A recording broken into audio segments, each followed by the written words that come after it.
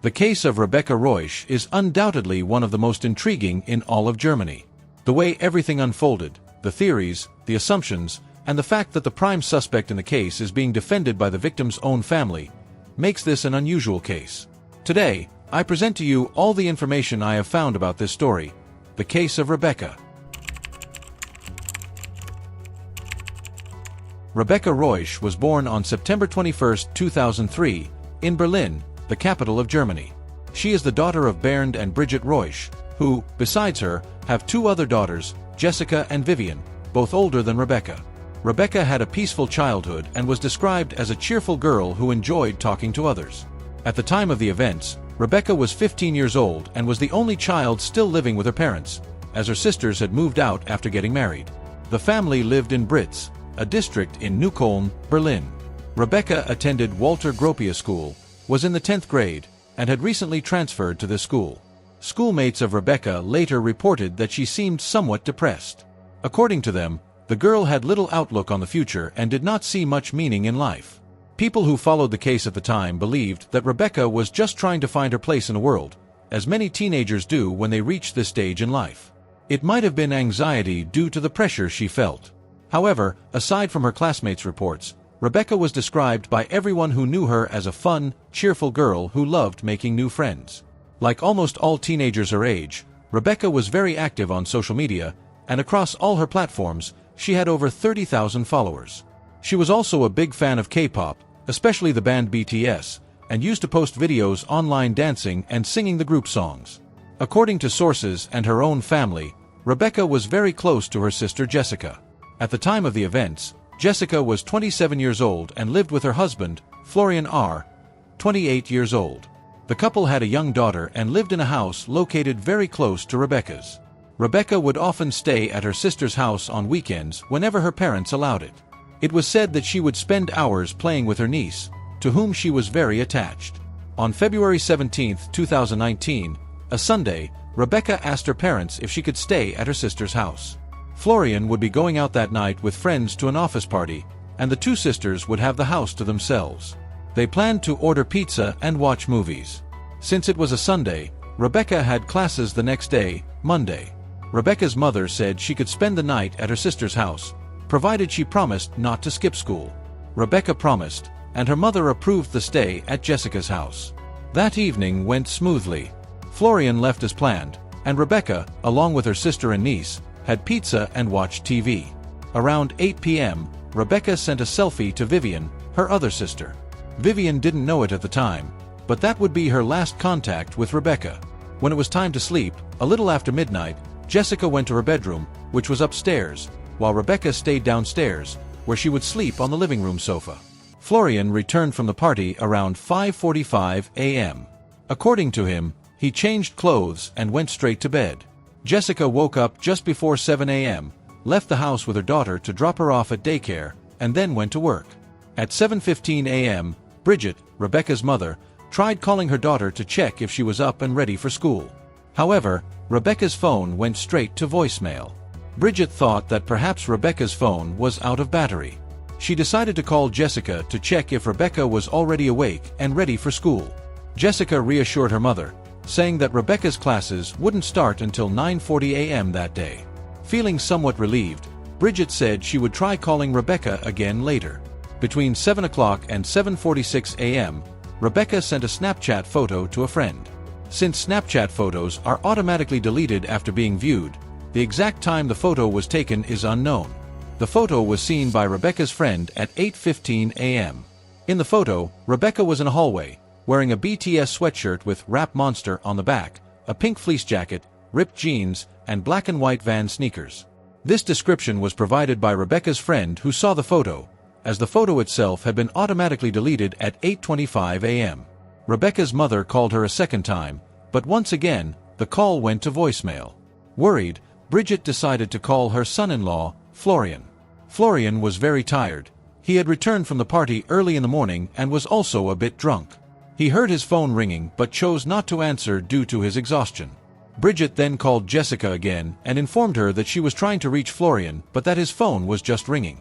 Jessica called her husband several times, and eventually, due to the persistent ringing, he answered the phone. Jessica asked Florian to take the call from her mother-in-law because she wanted to check on Rebecca. A few minutes later, Bridget called Florian again, and this time, he answered. She asked him to check if Rebecca was awake yet, as she didn't want the girl to miss school. Florian went to the living room to check, but did not find Rebecca. He told Bridget over the phone that Rebecca was no longer there. Bridget felt slightly relieved, assuming that Rebecca had gone to school. After that, Bridget sent Rebecca a message saying, "Hello my dear, I hope you arrived at school on time. I couldn't reach you." The message showed 2 dots, indicating that it had been delivered but not read. Thus, Bridget concluded that Rebecca's phone was on, but that she had not responded promptly because her phone might have been charging at school, and she could be in class. However, by 9:40 a.m., Rebecca had not arrived at school. As time passed, Rebecca's teachers noticed her absence. The girl was not known for missing school, so the teachers decided to contact her parents to check if everything was all right. In the teachers' minds, Rebecca was at home safe and had simply forgotten to inform the school of her absence. When Rebecca's mother spoke with the teachers and learned that her daughter had not come to school, she panicked. She quickly contacted Bernd, Rebecca's father, who was at work, and together they went to the police. Upon arriving at the police station, Bernd and Bridget explained the situation to the officers, stating that their daughter would never disappear voluntarily. Despite the desperate pleas from Rebecca's parents, the police informed them that they could only issue a missing person alert and start the search for the girl after 24 hours. Realizing they would not receive immediate assistance from the police, Bernd and Bridget decided to conduct their own search. First, they went to Rebecca's school and searched the entire area around it. They spoke to people on the street and asked if anyone had seen their daughter, but no one had seen anything, and there was no sign of Rebecca in the area. Next, they went to a shopping mall that the girl frequently visited and once again found no clues. They called several of Rebecca's friends, hoping that one of them knew her whereabouts or might be with her, but none of the friends had any idea where Rebecca could be. They also reached out to close family members to inform them of the situation. On the same day, Rebecca's family posted about her disappearance on Facebook.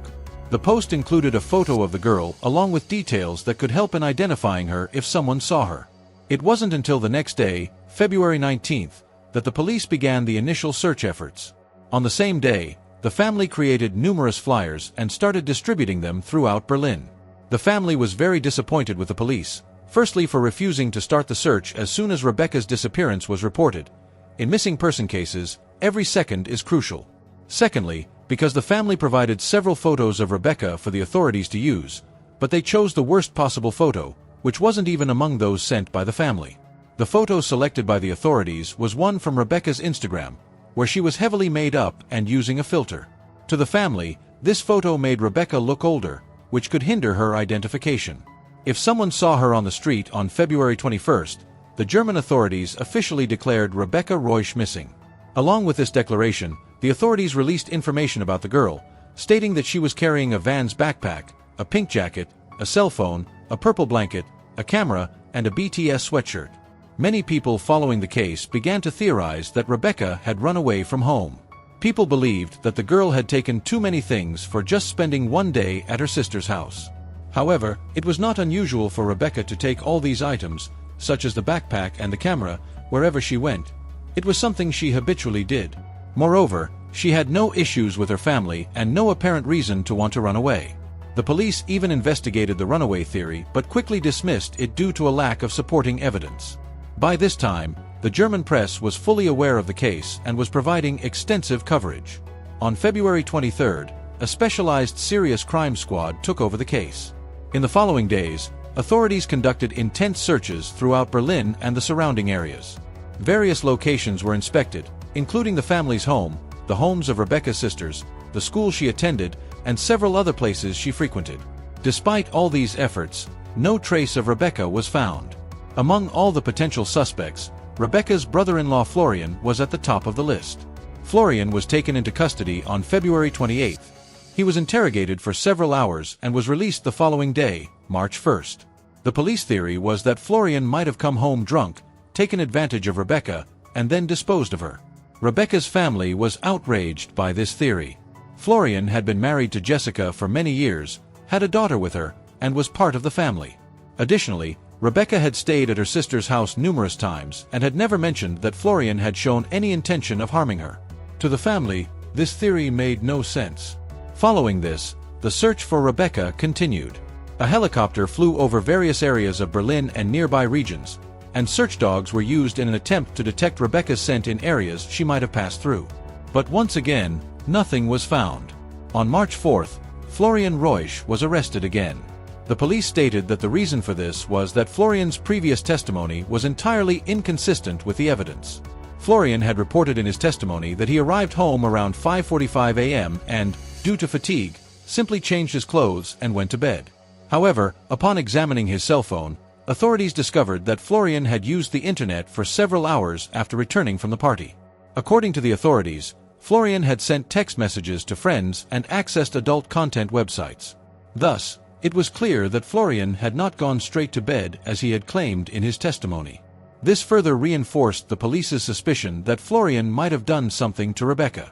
For the police, it didn't make sense that Florian would lie about going straight to bed after arriving home from the party, especially since he was actually awake and using his phone. Why would he lie about this? The police believed he was hiding something, which made him the prime suspect in the case. Another issue was that no security cameras in the neighborhood around Jessica's house, or even the surrounding area, captured Rebecca heading towards her school. The case is relatively recent, from 2019, and I assume that in a city like Berlin, there are cameras on every corner. To be honest, I don't know Berlin and have never been there, but where I live, out of 10 houses, at least 5 have surveillance cameras, not to mention cameras installed in small, medium, and large businesses. So, what does this mean? It means it's very likely that Rebecca never left her sister's house, at least not on foot as she intended to. Rebecca planned to walk from her sister's house to a nearby bus stop, but no camera captured her, and no one saw her. The police have a theory about this, which we will discuss later. While Florian Reusch was in custody for the second time, the search for Rebecca Reusch continued. The police focused their search on forests, rivers, and lakes in the Berlin area. Several police officers and volunteers helped with the search, but again, no evidence was found, as Florian was a potential suspect, and his and Jessica's home was likely the crime scene. According to police authorities, they decided to conduct another search of the property. A specialized team was sent with the goal of finding and collecting any evidence that could confirm the police's suspicions. If Florian had indeed attacked Rebecca at the house, it was likely that some blood traces would be found by the specialized team, and the police were counting on this. Search dogs were also used. However, despite all the efforts by the authorities, nothing was found. On March 6th, Michael Hoffman, the lead detective on the case, appeared on a German TV program and asked anyone with information about Rebecca's disappearance to contact the authorities.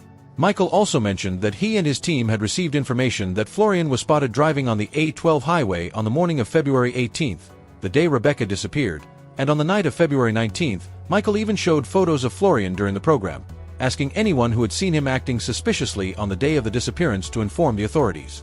This action by Detective Hoffman was criticized by Florian's lawyers, who felt that the premature exposure of their client was unnecessary. For context, the A12 highway is a federal road that connects Berlin to the border with Poland. According to authorities, the cherry-red Renault Twingo, which belongs to Florian and Jessica, was captured by cameras on the A12 highway on the morning of February 18th. The vehicle was spotted around 10:40 a.m., heading towards Poland. Later that same day, Florian returned home. On the following day, February 19th, the Renault Twingo was again captured on the A12 highway, making the same journey towards Poland, but this time at 10:40 p.m. authorities confirmed that Jessica was at work on the morning of February 18th, thus only Florian could have been driving the Renault Twingo that day. This was the same day as Rebecca's disappearance, and the fact that Florian left home and drove his vehicle towards Poland made the police even more suspicious of him. Remember when I said that the police had a theory about why Rebecca was not captured by any security cameras or seen by any witnesses after leaving her sister's house? Well, the police believed that Rebecca did not leave her sister's house on foot as she intended to go to the bus stop. The police theory is that Florian waited for his wife to leave the house so he could attack Rebecca. Then he would have put her in the Renault Twingo and driven towards Poland on the A12 highway to dispose of her body along the way. According to authorities, the drive from Florian's home to Poland would take at least 2 hours to complete. The authorities conducted a sweep of the areas along the A12 highway. As shown on this map, Point 1 is Rebecca's last known location on February 18th. Point 2 is where the Renault Twingo driven by Florian was captured by cameras on the A12 highway on February 18th and 19th. Points 3, 4, 5, and 6 are the areas where authorities conducted multiple searches between March 7th and 29th. No trace of Rebecca was found during these searches. Authorities also conducted a forensic examination of the Renault Twingo, where several strands of Rebecca's hair and fibers from the purple blanket she had were found. The police stated that this was further evidence of Florian's involvement in the girl's disappearance. However, Rebecca's family rebutted these claims and defended Florian once again. According to them, it was entirely normal to find Rebecca's hair and blanket fibers in the Renault Twingo, as the vehicle also belonged to Jessica, and Rebecca often hitched rides with her sister. Rebecca Reusch, Rebecca's father, spoke to journalists when Florian was arrested for the second time. He firmly believed in his son-in-law's innocence and said he knew the exact reason Florian went to Poland on February 18th and 19th, but could not disclose details due to it being a very personal matter. Journalists persistently questioned Rebecca about this personal matter. However, Rebecca refused to speak. A few days later, one of those journalists published an article suggesting that Florian had gone to Poland for drug-related reasons. This was confirmed by Rebecca's family and Florian himself, who admitted to selling drugs and traveling to Poland to deliver a quantity to an acquaintance. On March 22nd, Florian was released again due to a lack of evidence linking him to Rebecca Reusch's disappearance. I couldn't find information on whether he faced charges related to drug offenses, but it's possible. By this point, the case had gained enormous media attention across Germany and even some other European countries. Public opinion was divided. Many were confused and did not understand why Rebecca's family staunchly defended Florian. Many believed there was enough evidence to link Florian to the case, while others thought he was completely innocent. Since German authorities found no trace of Rebecca during their searches around the A12 highway, they theorized that Florian might have disposed of her body in Polish territory. Thus, German authorities requested Polish authorities to search for Rebecca in the area near the border between the two countries. The Polish authorities agreed and set up search teams to comb through the border area where the A12 highway passes, and again no trace of Rebecca Reusch was found. In addition to Florian Reusch, the police also questioned two other potential suspects. The first was a 15-year-old boy identified only as Max. According to Rebecca's family, she and Max met online and had been in contact for several months. A week before her disappearance, Rebecca and Max had arranged to meet. Rebecca asked her family for permission to meet Max, but they did not allow it, as the boy lived in another city. The family believes that, in a moment of rebellion, Rebecca might have skipped school to meet Max. They also think that Max is not a 15-year-old boy but an adult pretending to be young to attract girls. With this information, the police started investigating to try to locate Max. During the investigation, it was discovered that Max had deleted all his social media accounts a few days after Rebecca disappeared. This was obviously very suspicious and also made it difficult for the police to locate him. However, after a few months of investigation, the police concluded that Max and Rebecca had not been in contact for more than 6 months. This was odd, as the family said they had regular contact and had even planned to meet a week before Rebecca's disappearance.